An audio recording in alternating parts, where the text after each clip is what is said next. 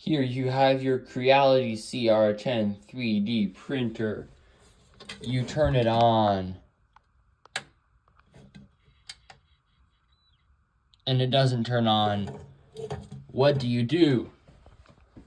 Here is what you do. While you turn it on, move the bed like that. Now if you observe, as soon as I turn, okay, if I do these both at the same time, it should work.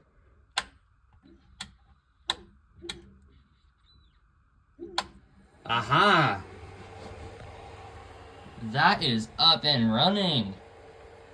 There's a cool 3D printer hack for you. Bye.